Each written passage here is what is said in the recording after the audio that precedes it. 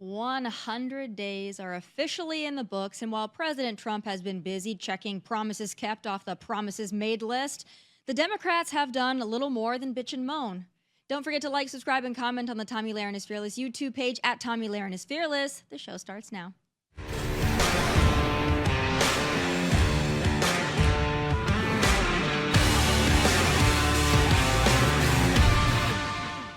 We're here tonight in the heartland of our nation to celebrate the most successful first 100 days of any administration in the history of our country, and that's according to many, many people.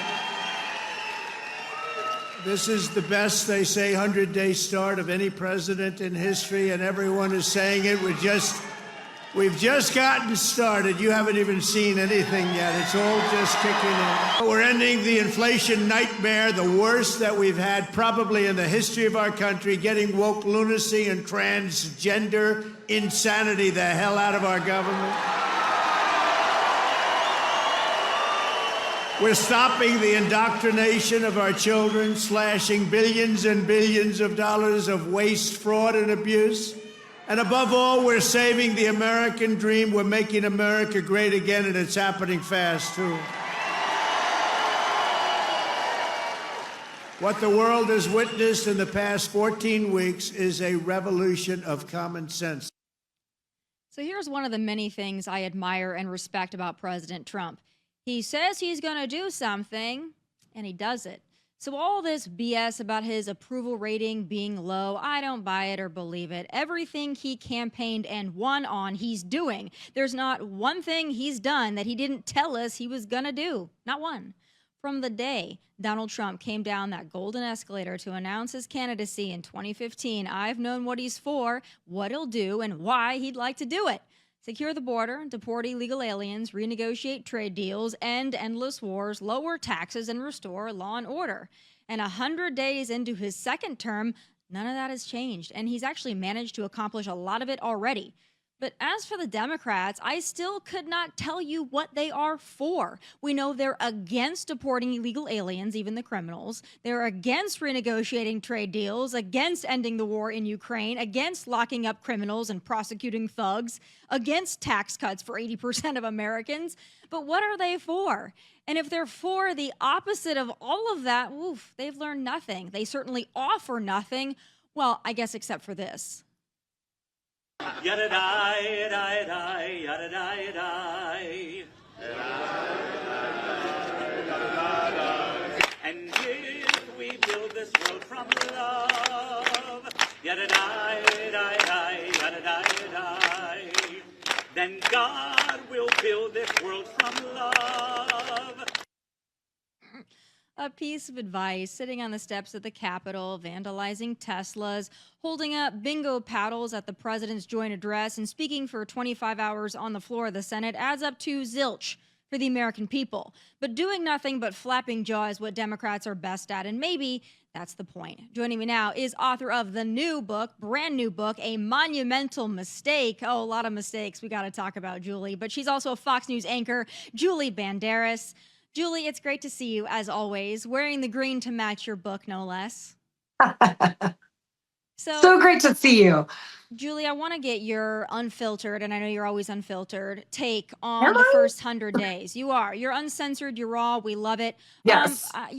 The first 100 days to me went well, but I'm also of the opinion that if President Trump does nothing else beyond mass deportations, he's still accomplished what I most wanted him to accomplish. But 100 days in, the news hates him, the left hates him. What do you think?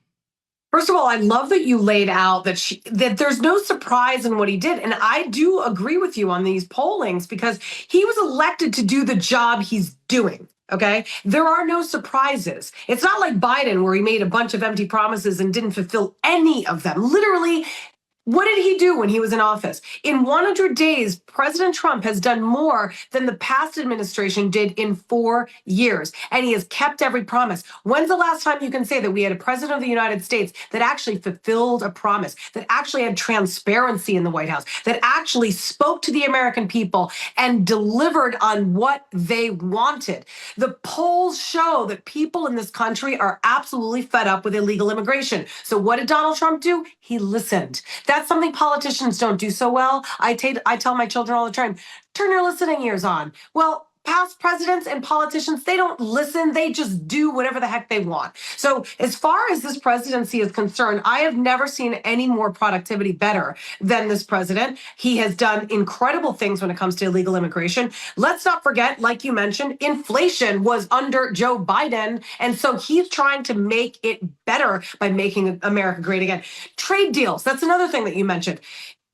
He wrote a book about the art of a deal, okay? He knows how to deal with businesses. China has been literally wiping the United States, raking them over the coals when it comes to tariffs for years. And they've been getting away with it. And no president before Trump has had the courage to stand up to China. So what do? They slap 125% tariffs on us. That will be short-lived. The rest of the world is going to come down on China, and President Trump will get what he wants. Sometimes it hurts a little bit to actually negotiate and get what you want in the end. But that's the whole point. He wants what's best for this country in the end. And if it means short-term suffering for a long-term solution, I say all for it. And I think the polls are bogus. I believe with exactly what you said. And I don't think you should be too concerned about the polls, quite honestly. I think he needs to keep going, keep doing what he's doing. I want to get your take. You know, yesterday it was kind of reported that Amazon was floating the idea of adding a tariff price label to some of the items. Now, they walked that back. I don't know if it was a phone call from President Trump or if it was just a rumor and it didn't happen. But Maria Bartiromo was on yesterday talking about this, and she made a great point. I want to play the clip. What do you think of the Amazon decision on the tariff in terms of clarity? And Caroline Levitt saying that the president sees it as a hostile and political act to say that the price increases that they are facing would be due to the tariffs. I don't know. I mean, I don't know if it's hostile or not. I will say that there was no mention whatsoever at Amazon about Joe Biden's inflation.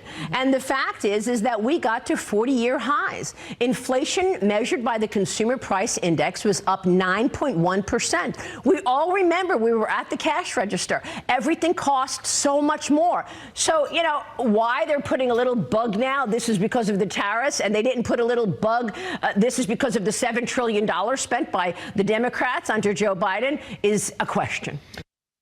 Yeah, I mean, listen, if you want to say it's because of tariffs or this, that, I mean, you should have said this is because of Bidenomics before. So I just want the consistency. I guess they're not going to do it anymore. But do you think that the American consumer is still as rattled about tariffs as they would have us believe? I don't understand why people weren't rattled over the inflation prices that we saw under Joe Biden, because I don't remember there being such an outcry over that. I recall every single time that I'd go into my Amazon cart and I would look up past purchases if I couldn't remember, you know, what I bought, this particular product, and I'd go back, I'd look at past purchases and I'd look at the price that I paid not even 2 years prior, and the price doubled. And people were okay with that. The price for milk, you know, the egg prices, for example, went up during the Trump administration in the first 100 days. Remember that? And everybody's blaming Trump. Are you freaking kidding me? Trump has nothing to do with the price of eggs going up within literally 2 weeks of his presidency. That's how ignorant a lot of Democrats are, and the mainstream media, quite frankly, because they're blaming Trump, which is absolutely ridiculous. We are in this mess because of Biden. The inflation issue was there long before Trump came in. What he's trying to do is clean up the mess. And sometimes you got to make a mess to clean up a mess, or make a bigger mess to clean up a mess. So right now, the tariffs, that's the big mess, right? And in order to clean up the prior mess that the administration left it for us is to, in fact, increase tariffs, which in the short term will cost American taxpayers more money. But in the end, it will give the United States the control that we deserve as the leader of the free world. This president is going to do that. Yeah, it's a max pressure campaign, and you got to stick it through. You can't stop midway, otherwise you lose all your cards. So President Trump did an interview with ABC News, and he hates ABC News. So it's always funny when he reminds ABC News of how much he hates them. Yes. But he did this interview with Terry Moran, and This was awkward. It was awkward. It was hostile. It was ridiculous in a lot of areas. But, President Trump is not Sleepy Joe. And if he needs to call somebody out, he'll do it. Let's take a clip from last night and play it for those who didn't get the opportunity to see it. Do you think the reputation of the United States has gone down under your presidency? No, I think it's gone way up, and I think we're a respected country again.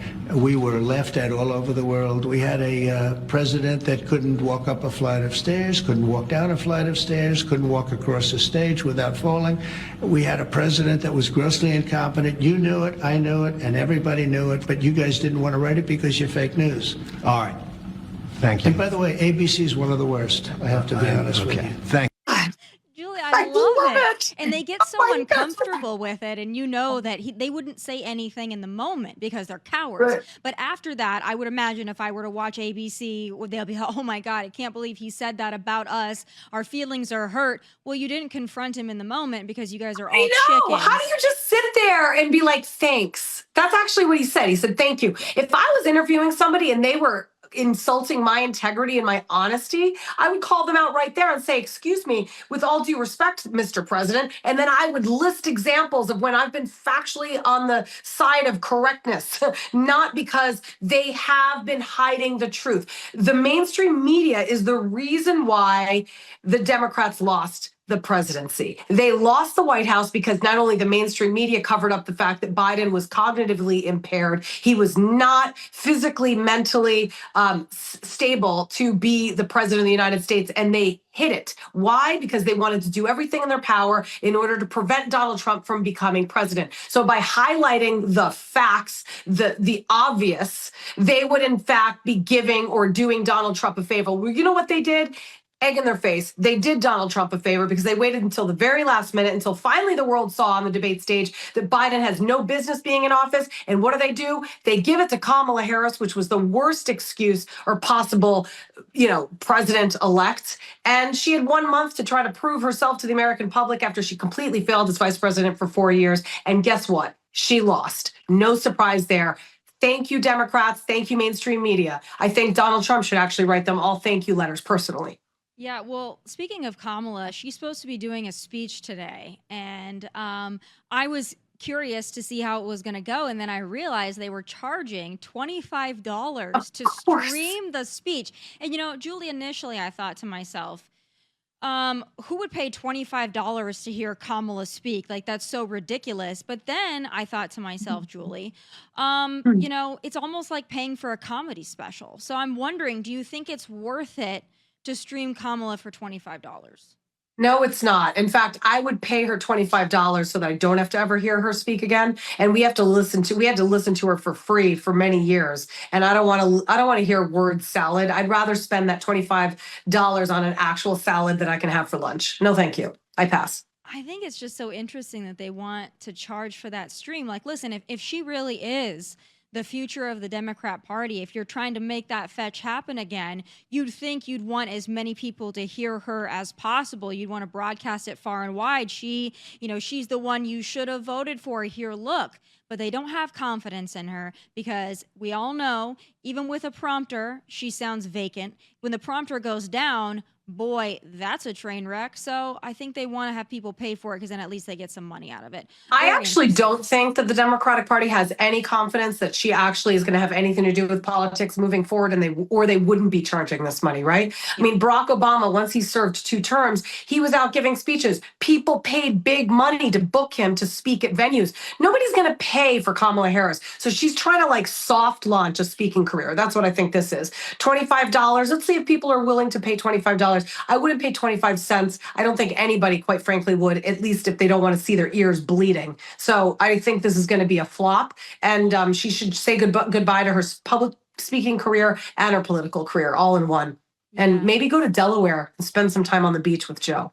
Yeah, it's so weird because she can't speak, and that was her biggest issue. So I don't know why she would have a speaking career. That's pretty dumb. So I think you mentioned one of the reasons the left lost was because of the mainstream media. I also think it's because they just leaned so heavily into the woke, and they're still doing it.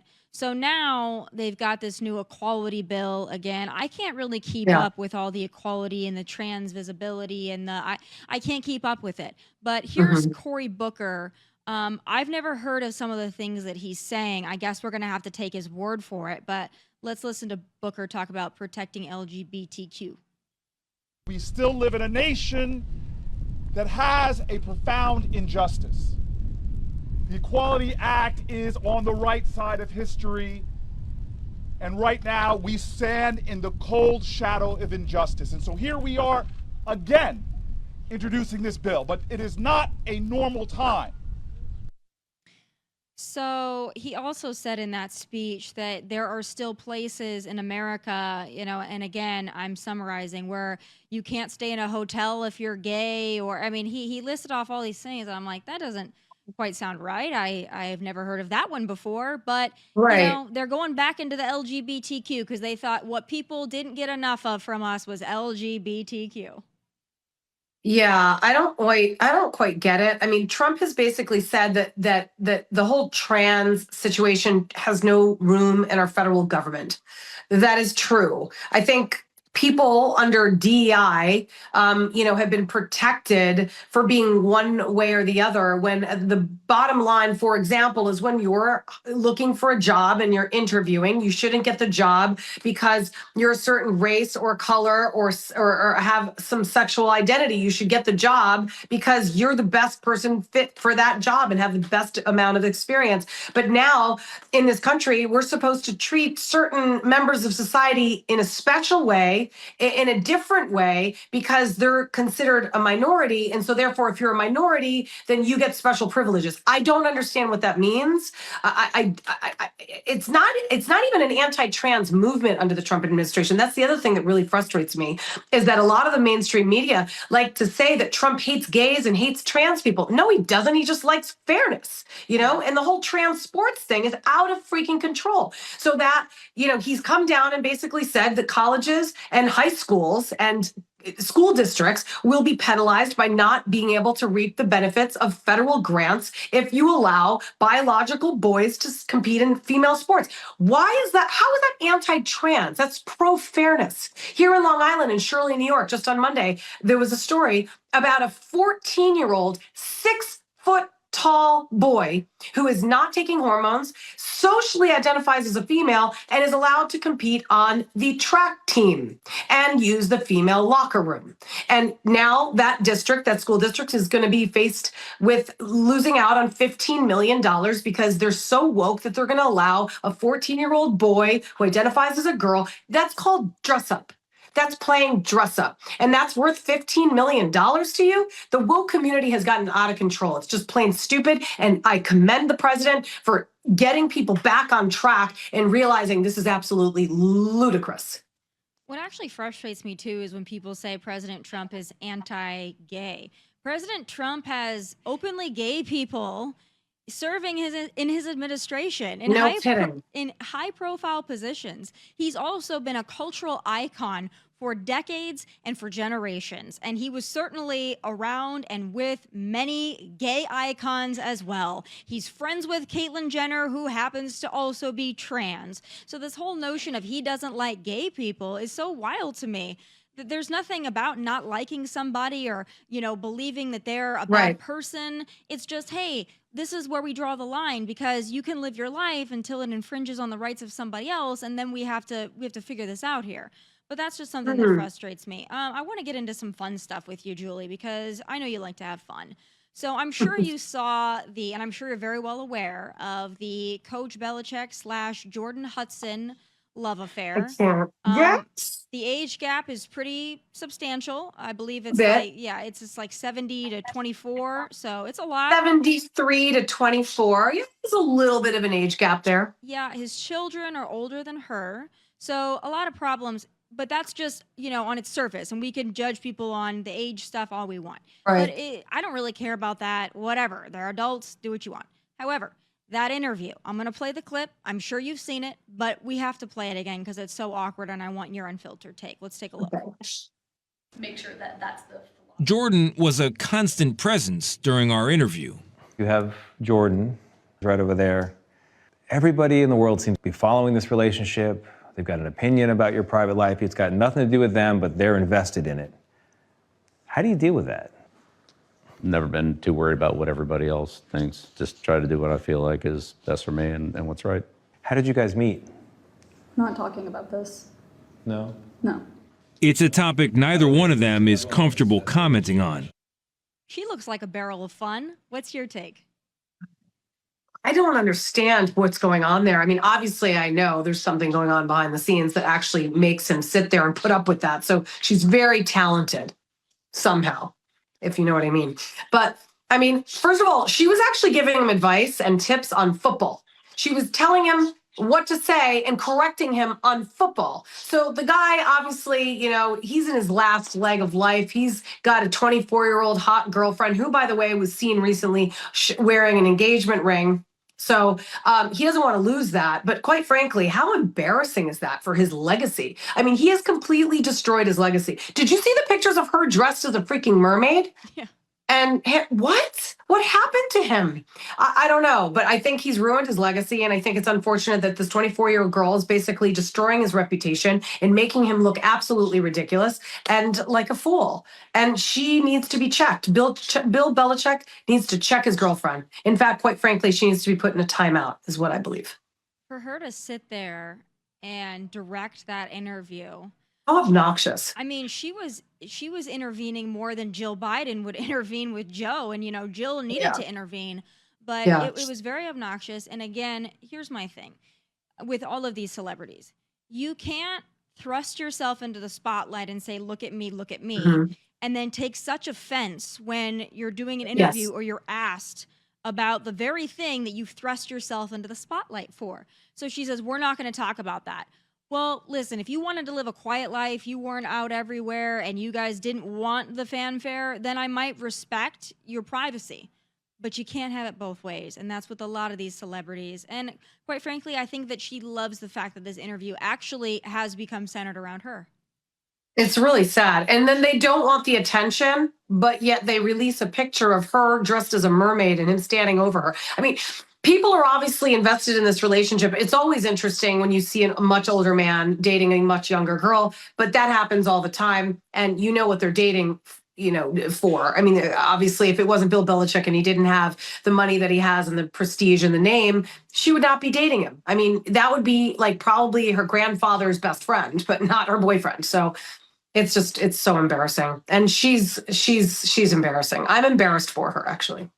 Yeah, it is.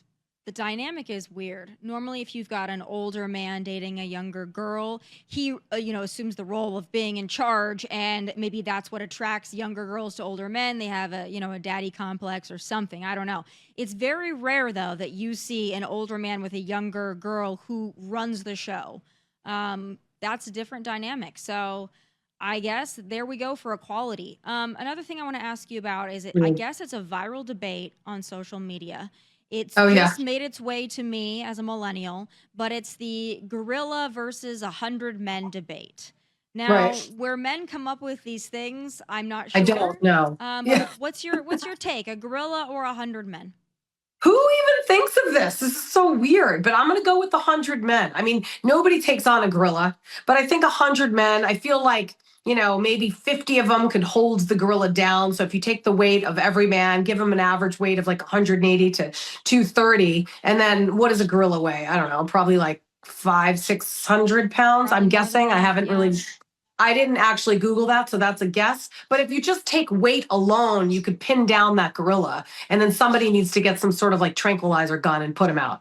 So I would say 100 men and a tranquilizer gun. Yeah, I don't think you get to use the tranquilizer gun, but I would also all right, say, fine, then put him in a chokehold. But then, of course, obviously, the mainstream media would be up in arms because Julie, that would be unjust. I would be up in arms because when I first heard this story and I thought about it, I was like, I want the gorilla to win.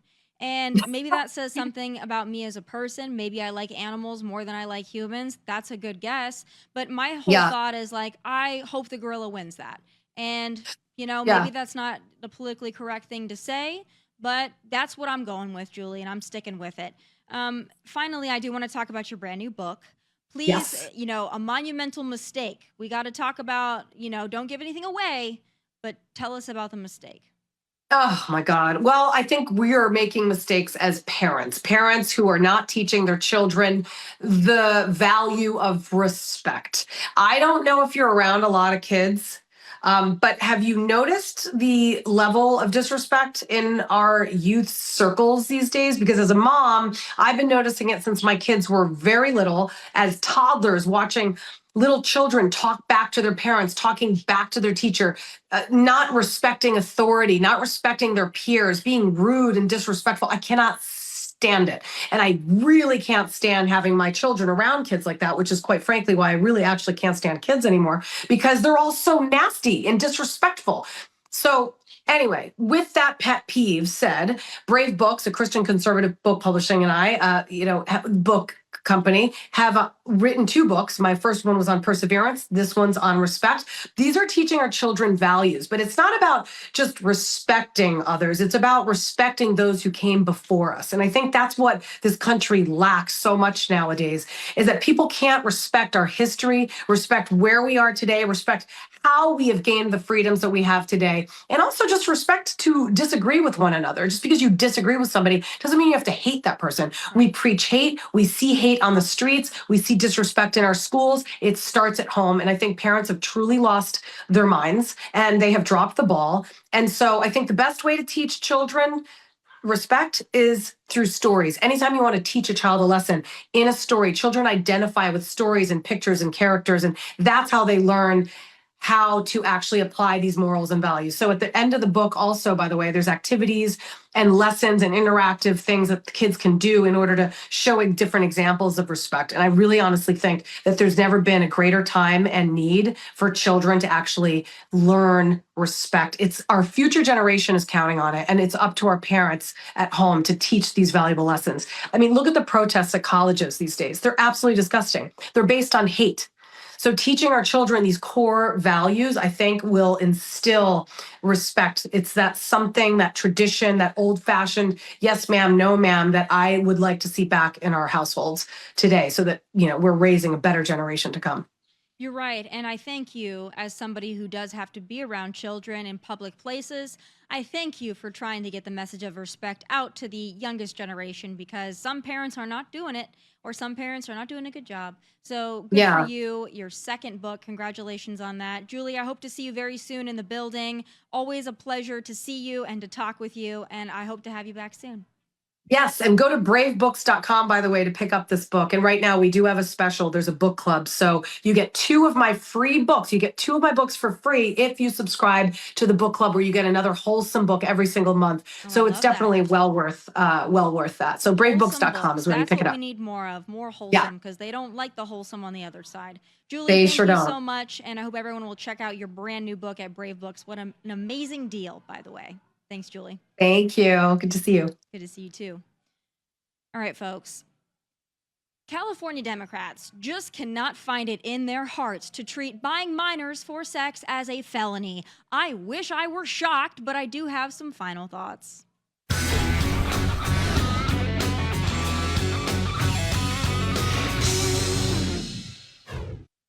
If you're going to be a sleazeball, criminal dirtbag, California is the place to do it. You almost have to beg to be put away there, especially if you buy a 16 or 17-year-old for sex, because the Democrats who control that state just cannot bring themselves to make that a felony. This debate has been going on for over a year. Let me break it down for you.